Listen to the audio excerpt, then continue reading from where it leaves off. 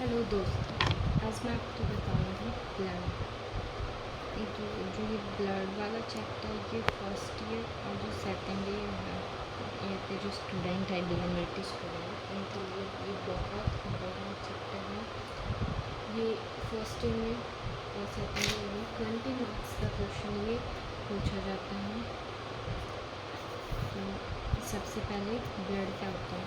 तो जो ब्लड है वो एक लिक्विड कनेक्टिव टिश्यू है जो कि क्या करता है हमारी बॉडी के अंदर सर्कुलेट करता है, फ्लो करता है। किसकी हेल्प से? जो आर्टरी, वैन एंड जो कैपिलरी है इनकी मदद से ये पूरी बॉडी में सर्कुलेट करते हैं। Composition of the blood, formed elements और प्लाज्मा। अब जो फॉर्म्ड एलिमेंट्स होता है वो 45% होता है और जो प्लाज्मा है वो 55% होता है। फॉर्म्ड एलिमेंट्स में आती है आरबीसी, डब्ल्यूबीसी और प्लेटलेट्स। आरबीसी है ये टोटल ब्लड का 94 से 95% होती है। डब्ल्यूबीसी 0.5 से 1% और प्लेटलेट्स 4 से 5% होते हैं। डब्ल्यूबीसी है वो दो टाइप की होती हैं, ग्रैनुलोसाइट्स और एडेनुलोसाइट्स।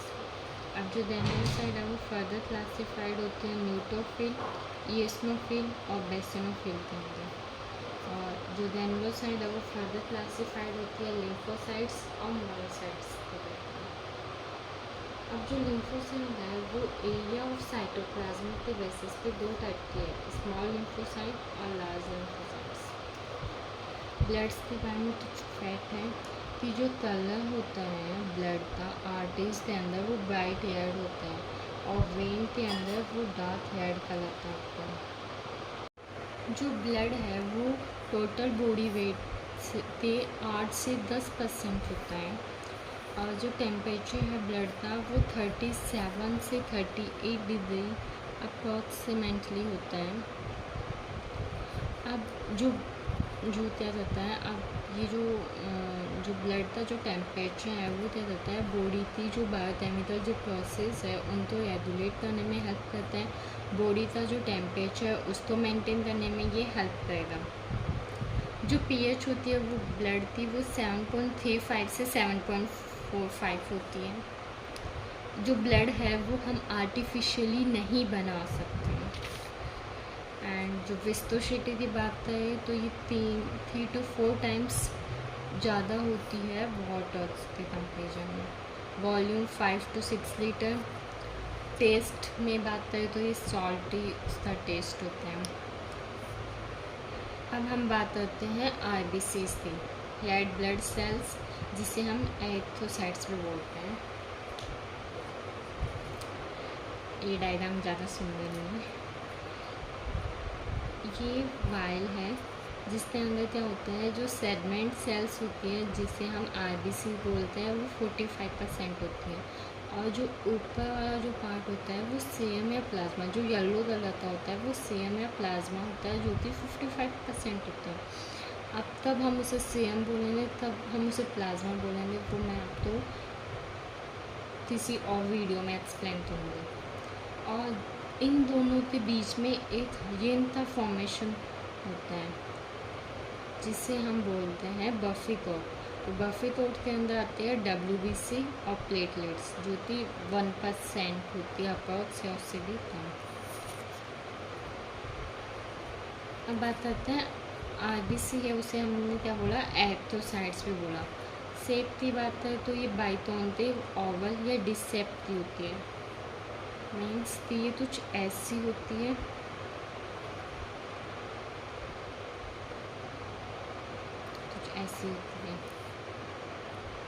नॉन न्यूक्लिएटेड सेल्स होती है, मतलब इसमें न्यूक्लियस प्रेजेंट नहीं होता। जो रेड कलर होता है आरबीसीज का वो हीमोग्लोबिन की वजह से होता है। डायमीटर की बात करें तो 7 माइक्रोमीटर होता है और थिकनेस 2.0 से 2.5 माइक्रोमीटर्स थिकनेस होती है। लाइफ स्पैन, आरबीसीज की जो लाइफ स्पैन है वो 90 से 120 डेज़ की होती है। और काउंट की बात करें तो मेल के अंदर 4.5 से 5.5 मिलियन होती है और फीमेल में 4.0 से 5.0 मिलियन होती है।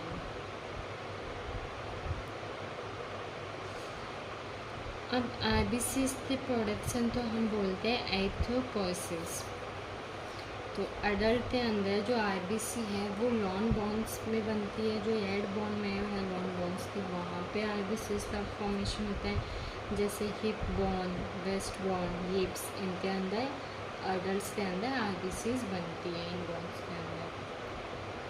और जो बच्चे जो कि 5 साल या उससे ऊपर थे उनके अंदर जितनी भी जो बोन में है उन सब में बनती है, जितनी भी जो बोन में होती है, जितनी भी जो बोन्स हैं उनमें ये बनती है।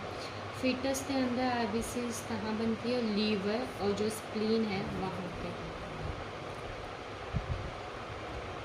जब आरबीसीज के नंबर इंक्रीज हो जाते हैं नॉर्मल वैल्यू से तो उसे हम पॉलीसाइथेमिया बोलते हैं, और वही नंबर अगर कम हो जाते हैं तो एरिथ्रोपेनिया या फिर एनीमिया उसे बोला जाता है। Functions of RBC. इससे पहले एक चीज़ बता दूं कि जो नॉर्मल काउंट है मेल के अंदर वो होता है 4.5 से 5.5 मिलियन पर माइक्रोलीटर, और फीमेल में 4.0 से 5.0 मिलियन पर माइक्रोलीटर। ये छोटी सी मिस्टेक थी जो मैंने अभी वापस सेव कर दी इसको। अब फंक्शंस ऑफ आरबीसी, आरबीसी के फंक्शन। तो आरबीसी का जो मेन फंक्शन है ये क्या करती है? ऑक्सीजन है वो ट्रांसपोर्ट करती है लंग से, जो भी बॉडी के अंदर क्या करेगी, जो ऑक्सीजन है उसको बॉडी के अंदर ये ट्रांसपोर्ट करेगी। और जो टिश्यूज़ होते हैं, जो सेल्स होती है वहाँ से ये CO2 तो लेते हैं, अंदर काम करते हैं। अब एक चीज़ बतानी है कि 100 ml ब्लड के अंदर 13 से 15 ग्राम जो हीमोग्लोबिन है वो प्रेजेंट होता है। तो एक जो सिंगल आरबीसी है वो 250 to 50 मिलियंस जो मॉलिक्यूल है हीमोग्लोबिन के वो अपने साथ रखती है। और जो एक जो मॉलिक्यूल है हीमोग्लोबिन का वो अपने साथ 4 ऑक्सीजन के एटम तो तय करता है। तो कुछ फैक्ट्स थे आरबीसीज के बारे में। WBC वाइट ब्लड सेल्स, जिसे लुथोसाइट्स भी बोलते हैं। इसकी शेप है वो एमीबॉइड होती है। अमीबा तो आप सबने देखा है कि अमीबा की ऐसी कुछ शेप होती है, ऐसी ही कुछ WBC की शेप होती है। ये कलरलेस होती है। इनके अंदर क्या अच्छी बात है कि ये न्यूक्लिएटेड सेल्स होती है, इसमें न्यूक्लियस प्रेजेंट होता है। जो नॉर्मल काउंट की बात करें तो 4000 से 11,000 पर क्यूबिक mm इसकी नॉर्मल रेंज होती है। WBC के प्रोडक्शन तो लुथोपोइसिस बोला जाता है। अडल्ट के अंदर जो WBC है वो liver, spleen, tonsils, bone marrow के अंदर बनती है, और फीटस में लीवर और स्प्लीन। ये दोनों चीज़ ही इम्पोर्टेंट है, आप याद रखना उसको।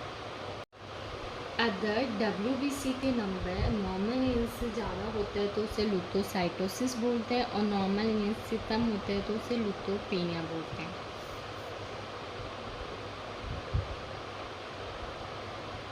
Pathological increases in number of WBC is known as leukaemia. अगर जो WBC के नंबर है वो इंक्रीज होते हैं, बहुत ज़्यादा इंक्रीज हो रहा है, तो उस कंडीशन को लुथेमिया बोला जाता है, जो कि ब्लड कैंसर जिसे हम बोलते हैं। अब क्या होता है कि जो WBC है वो 2 टाइप की होती हैं। जो साइटोप्लाज्म के अंदर ग्रैन्यूल्स प्रेजेंट होते हैं उनके प्रेजेंस में, तो ग्रैनुलोसाइट्स और एग्रैनुलोसाइट्स। अगर ग्रैन्यूल्स प्रेजेंट है साइटोप्लाज्म में इसका मतलब वो है ग्रैनुलोसाइट्स। ये जो सेल्स है ये बोन मैरो में प्रोड्यूस होती हैं। ग्रैनुलोसाइट्स है वो अगेन क्लासिफाइड की गई है नंबर ऑफ न्यूक्लियस पे, शेप ऑफ न्यूक्लियस और डाई के बेसिस पे। ये 3 टाइप के ग्रैनुलोसाइट जो सेल्स है वो 3 टाइप के होते हैं, न्यूट्रोफिल, इएसनोफिल और बेसिनोफिल। न्यूट्रोफिल इसे पॉलीमॉर्फ भी बोला जाता है। ये टोटल WBC की 45 से 70% होती है। अब जो साइटोप्लाज्म है उसमें एसिडिक और बेसिक डाई है, जो मतलब जो क्या होता है कि जो साइटोप्लाज्म है उसमें ग्रैन्यूल्स होता है बहुत सारे, जो कि एसिडिक भी हो सकते हैं और बेसिक भी हो सकते हैं। अब जो न्यूट्रोफिल सेल्स है उसके पास 3 से 5 लॉब या फिर जिसे हम न्यूक्लियस बोलते हैं ये प्रेजेंट होते हैं और ये क्रोमैटिन थ्रेड्स के द्वारा कनेक्टेड होते हैं। न्यूट्रोफिल है वो एक ग्लास सेल्स होती है जिसका डायमीटर 12 to 15 माइक्रोन होता है और जो लाइफ पीरियड होती है सेल्स की वो 3 से 5 दिन होती है। फंक्शन की बात करते हैं तो ये फैगोसाइटिक होती है नेचर के अंदर, जैसे कि ये न्यूट्रोफिल सेल है, ये लॉब है जो कि क्रोमैटिन थ्रेड से एक दूसरे को जोड़ने का काम करता है। ये साइटोप्लाज्म में ये ग्रैन्यूल्स हैं जो कि एसिडिक और बेसिक होते हैं। नेक्स्ट जो हमारा टॉपिक है वो है इओसिनोफिल। इओसिनोफिल है, इसे बाइलॉग्ड सेल्स भी हम बोलते हैं। इसके पास 2 न्यूक्लियस होती है और ये भी क्या होती है क्रोमैटिन थ्रेड्स के द्वारा कनेक्टेड होती है। जो सेल्स है इसका डायमीटर होता है 10 to 12 माइक्रोन। जो लाइफ पीरियड है वो 8 से 10 दिन का होता है इनका। ये 2 से 6% होती है टोटल WBC की। अब इसका फंक्शन ये है कि ये हिस्टामिन रिलीज करवाते हैं। हिस्टामिन है वो क्या रहता है जो इन्फेक्शन या जो इन्फ्लामेटरी साइट्स होती है वहाँ पे एंटीबॉडीज़ प्रोड्यूस करवाने का काम करेगा और जो इन्फेक्शन है उसको ठीक करवाने में ये हेल्प करता है।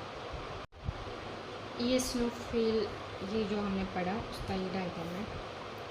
बेसिनोफिल, जो बेसिनोफिल सेल्स है इनका जो न्यूक्लियस है वो किडनी सेप का होता है, कुछ इस तरह का ही होता है। जो साइटोप्लाज्म मतलब जो साइटोप्लाज्मिक ग्रैन्यूल्स होते हैं वो न्यूक्लियस के चारों तरफ पाए जाते हैं, ओवरलैप होता है इस पर। जो लाइफ पीरियड है वो 8 से 12 दिन की होती है और ये 0.5 से 1% होती है टोटल WBC की, बहुत कम।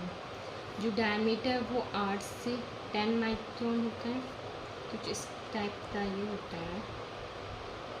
फंक्शन, तो जो बेसिनोफिल है वो एक केमिकल सब्सटेंस रिलीज करता है जिससे हिपैइन बोलते हैं। अब जो हिपैइन है ये क्या रहता है जो क्लॉटिंग करने में हेल्प करता है ब्लड वेसल्स के अंदर।